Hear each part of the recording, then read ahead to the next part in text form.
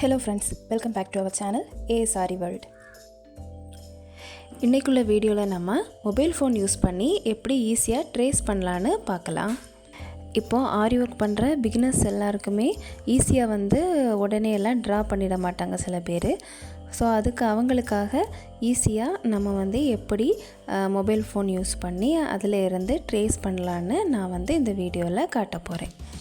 இந்த வீடியோவை ஸ்கிப் பண்ணாமல் ஃபுல்லாக பாருங்கள். அப்போ தான் இந்த வீடியோவில் நான் ஈஸியாக எப்படி ட்ரேஸ் பண்ணுறேங்கிறது உங்களுக்கு புரியும். இப்போது எப்படி ட்ரேஸ் பண்ணுறதுன்னு பார்க்கலாம்.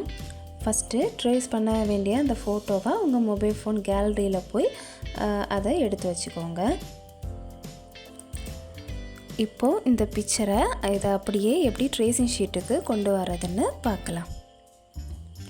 ஃபஸ்ட்டு ஃபோனோட பிரைட்னஸை ஃபுல்லாக இந்த மாதிரி கூட்டி வச்சுக்கோங்க. அப்படி பண்ணும்போது ஈஸியாக நம்மளால் காப்பி பண்ண முடியும். இனி இதுக்கு மேலே ட்ரேசிங் ஷீட்டை வச்சு ட்ரேஸ் பண்ணி எடுத்துக்கலாம்.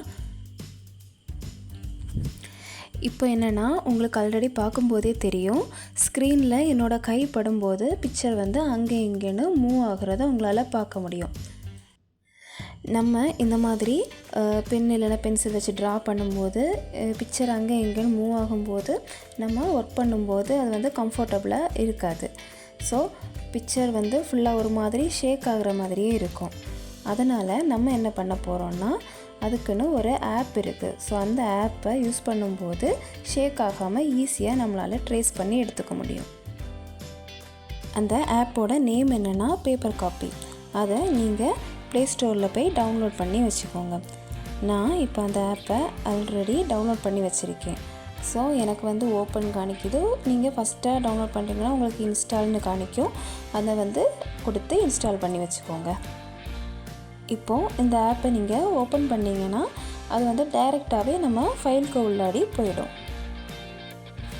இப்போது இதில் நமக்கு ட்ரேஸ் பண்ணக்கூடிய பிக்சரை எடுத்துகிட்டு அதை டச் பண்ணும்போது இப்படி தான் காமிக்கும்.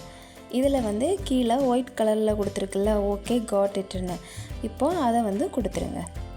இப்போ பார்த்திங்கன்னா நம்ம செலக்ட் பண்ண பிக்சர் இப்படி வந்துடும்.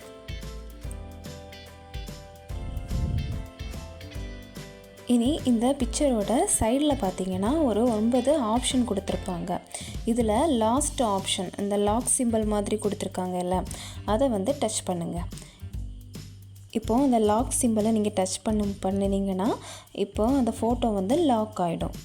இப்போது இந்த பிக்சரை நீங்கள் எப்படி அங்கே எங்கேன்னு டச் பண்ணாலும் அது மூவ் ஆகாது. இப்போது இந்த சைஸில் பிக்சர் உங்களுக்கு போதும்னா டைரெக்டாக இந்த மாதிரி ஸ்க்ரீனுக்கு மேலே ட்ரேசிங் பேப்பரை வச்சுட்டு ஈஸியாக இந்த மாதிரி ட்ரேஸ் பண்ணி எடுத்துட்டால் போதும். சப்போஸ் உங்களுக்கு இதில் இருக்கிறத விட பிக்சர் கொஞ்சம் கூட பெருசாக ட்ரேஸ் பண்ணி எடுக்கணும்னா நீங்கள் ஜூம் பண்ணிவிட்டு அதுக்கு மேலே ட்ரேசிங் பேப்பரை வச்சு ட்ரேஸ் பண்ணிக்கலாம். அது எப்படின்னா, ஃபஸ்ட்டு நீங்கள் லாக் பண்ணதை அன்லாக் பண்ணுறதுக்காக என்ன பண்ணணும்னா, நம்மளோட வால்யூம் பட்டன் இருக்குல்ல, அதை ஒரு தடவை டச் பண்ணிங்கன்னா இந்த மாதிரி ஃபஸ்ட்டில் காமிச்ச மாதிரியே ஆப்ஷன்ஸ் சைடில் வரும்.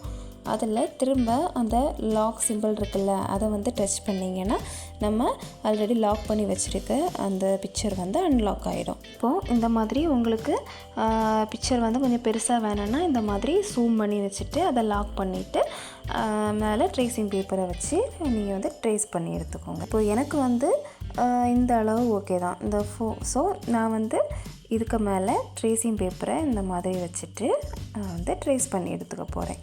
இப்போது ட்ரேசிங் பேப்பரை இந்த மாதிரி ப்ளேஸ் பண்ணிவிட்டு கையை வச்சு டைட்டாக பிடிச்சிட்டு பென்னு இல்லைனா பென்சில் யூஸ் பண்ணி இந்த மாதிரி அடியில் தெரிகிற பிக்சருக்கு மேலே அப்படியே ட்ரா பண்ணிக்கோங்க.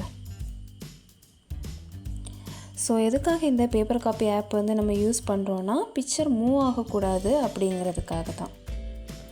நீங்கள் இந்த மாதிரி பிக்சர் இந்த மாதிரி ட்ரேஸ் பண்ணி எடுத்துக்கலாம். மோட்டிவ், சின்ன சின்ன புட்டாஸ், இந்த மாதிரி எல்லாமே நீங்கள் உங்களுக்கு எது தேவைப்படுதோ அந்த இமேஜஸை இந்த மாதிரி கூகுளில் இருந்து ஏதாவது டவுன்லோட் பண்ணிவிட்டு அதை இந்த மாதிரி பேப்பர் காப்பி ஆப்பில் கொண்டு லாக் பண்ணிவிட்டு நீங்கள் ஈஸியாக ட்ரேஸ் பண்ணிக்க முடியும். இந்த மாதிரி ஸ்லீவுக்கு மட்டும் இல்லாமல் நீங்கள் நெக் டிசைன் கூட ஈஸியாக நீங்கள் இதை வச்சு ட்ரேஸ் பண்ணிக்க முடியும்.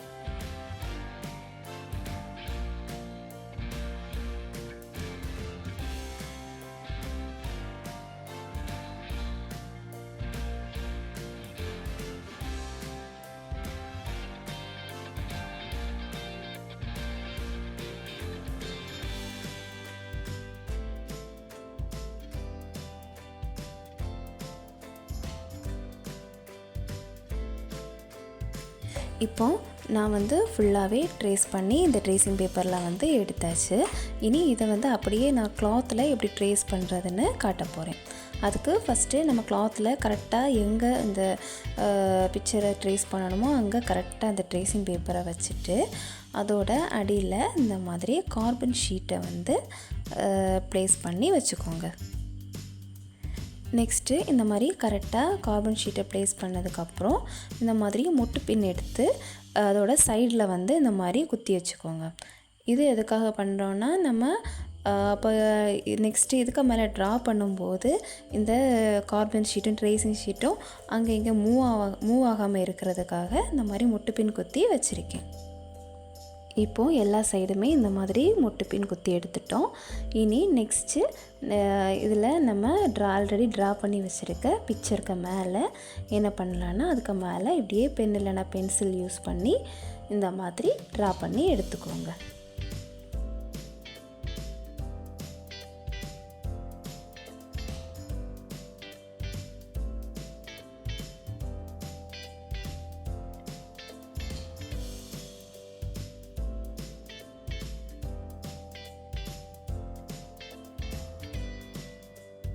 இப்போது நம்ம ஃபுல்லாகவே ட்ரா பண்ணி முடிச்சிட்டோம்.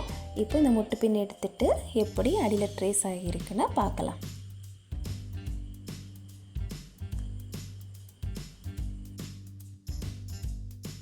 ஓகே, இப்போ பார்த்திங்கன்னா நமக்கு வந்து நம்ம ஆல்ரெடி ட்ரா பண்ணி வச்சுருந்த பிக்சரை வந்து நீட்டாக அழகாக அந்த மாதிரி ட்ரேஸ் பண்ணி எடுத்தாச்சு.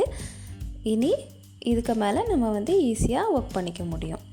இந்த ட்ரேசிங் வீடியோ கண்டிப்பாக உங்கள் எல்லாருக்குமே பிடிச்சிருக்கும்னு நினைக்கிறேன். நம்ம சேனலை இது வரைக்கும் நீங்கள் சப்ஸ்கிரைப் பண்ணாமல் பார்த்துட்ருக்கீங்கன்னா சப்ஸ்கிரைப் பண்ணிவிட்டு உங்கள் ஃப்ரெண்ட்ஸ் அண்ட் ஃபேமிலிக்கு ஷேர் பண்ணுங்கள். அண்ட் இந்த வீடியோ பற்றின ஃபீட்பேக்கை கமெண்டில் மறக்காமல் எழுதுங்க. தேங்க்ஸ் ஃபார் வாட்சிங்.